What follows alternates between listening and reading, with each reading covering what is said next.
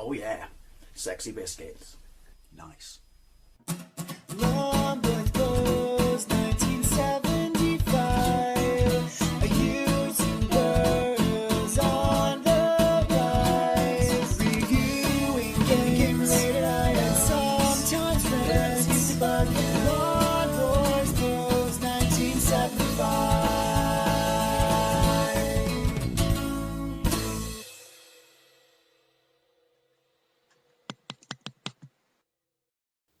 Hey YouTube, Longboys Post 1975, and welcome to another Fat Friday video, a series of videos where I take a look at some of the more interesting things you can eat and or drink in the high street. No, you can buy from the high street. You can eat and drink in the high street if you want to. Knock yourselves out. I don't advise it at the moment though. This is one that was recommended to me, and I can tell you I'm really not looking forward to this one, like really not looking forward to it. You know what it is, it's in the title, but I discovered this product probably 18 months to 2 years ago. And when I say discovered, I mean I found it. I've never tried it. I had no interest in trying it. I took a picture of it and put it next to Facebook and said, yummy. And someone who's obviously follows me on Facebook, or followed me on Facebook for a while, I should say, well, it must be a while if they've seen that picture, remembered it and said, pay for your, and they also watched my YouTube videos, and they said, hey, do you remember ages and ages and ages ago you discovered Camel Milk in the supermarket? Why don't you give it a try for your Fat Friday videos? So I bought it, and that was a month ago. Actually, that was probably 6 weeks ago. Seriously, it's been in my fridge for 6 weeks. So you're probably thinking it must have gone bad. I thought it must have gone bad. But I don't know if you can see that on the bottom there. Well, it says long life on the container now. It's ridiculous for a long life. I don't know how it's pasteurized or whatever, anything like that. I mean, obviously UHT, ultra long life milk and stuff, that tastes shit. This can't taste that bad, surely. Maybe it tastes amazing. I'll talk to you about my experiences, or my feelings, I should say, on milk. But yeah, it goes out of date in October. It's been in my fridge for 6 weeks, and it's still in date. So anyway, Camel Milk. Yummy. Look at that. It's Camelicious. See, look, it even says it. It's Camelicious. Now, this is a 235 milliliter container, which is not a lot of milk. Look, Camel, just so you know. Camel, and it's got a picture of a camel on it and everything. Yeah, so this is not a lot, you know, content wise, but this thing costs £3 and change. Seriously, £3 and change. I just noticed it says on the top, shake well, shake harder, boy.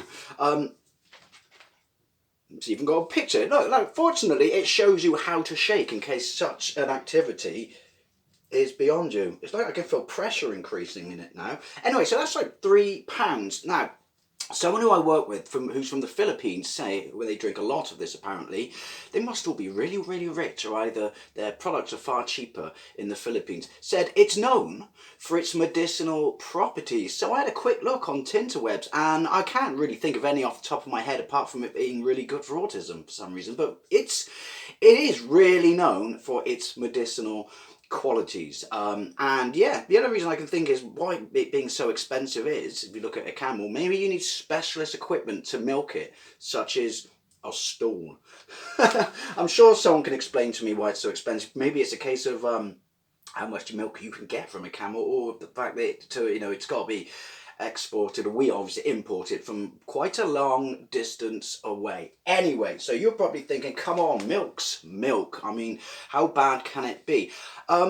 Right, here's my thing with milk. As an adult, I don't eat breakfast cereal. I may have in this series, but trust me, I don't eat breakfast cereal. The thought of consuming that much milk turns my stomach.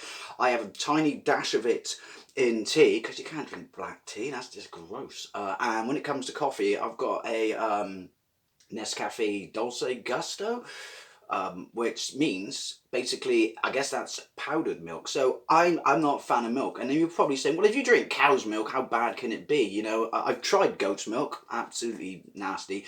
Well, the thing is with milk, for me, when you say how bad can it be, milk's not for humans. This is not like a vegetarian, speech or anything like that, because, you know, if you want to drink milk, good for you, go crazy, I've got no problem with that. And obviously I do like to enjoy meat, because meat is meat flavoured, so it's not like a vegetarian stance, but good for you if you are, no problem with it. Milk is for baby cows. You know, milk is from a cow and it's intended to raise its young, so it's for baby cows, it's not for human consumption, you know, hence a number of people who who are lactose intolerant and stuff like that, I guess. So yeah, the thought of consuming milk for me, I mean, I did as a kid, but you know, as an adult, yeah, I'm not a fan of the concept. Can you tell I'm stalling here for time? Yeah, I'm not a fan of the concept. Here's begs the question as well, which is, who was the first person to discover that you could consume cattle milk? I mean, one day when they were milking, did they just think, oh, well, milking, one day when they saw, you know, a baby cow, you know, grazing with off its mother, whatever, did they just think, you know what, I think I'll have a bang on that, that looks all right? And also, bearing in mind, how did they discover to milk it? Or did they drink it straight from the tap, if you will? Oh, this is not helping. So, anyway, let's get into it. It's not a tin, it's a soft container. Oh, I feel sick just looking at this. Look at that. It's got a nice frothy head on it. Oh, fantastic. Does it smell? Does it smell? So I don't know how you're supposed to consume this if it's known for its medicinal qualities. Do you? I thought I was going to get all over the face then. Yeah. Doesn't smell of anything. But yeah, do you put it in tea? Do you bake with it? I bake with the camel milk. Would be quite the boast at your local, you know, church fete, if you will. Oh, you probably just pussy, it's milk. It looks like milk. It has no smell whatsoever. I would say its viscosity, I love that word, its viscosity is, it seems to be a little bit denser than cow's milk and goat's milk. There's only one way to do this, isn't there? Well, yeah, obviously there is only one way to ingest fluid.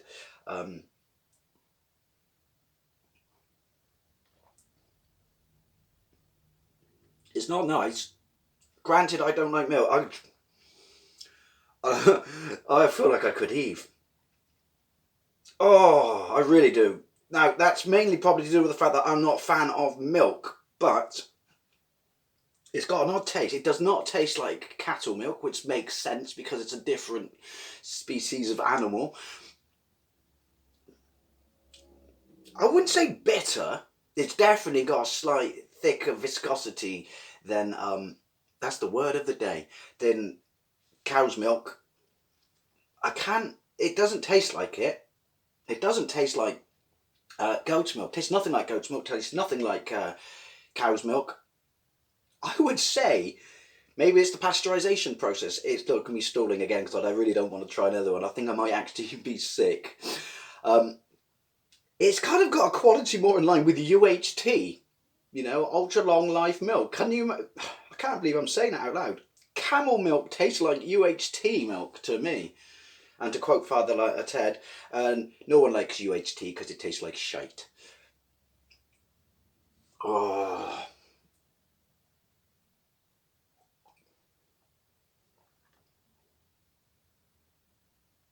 It's very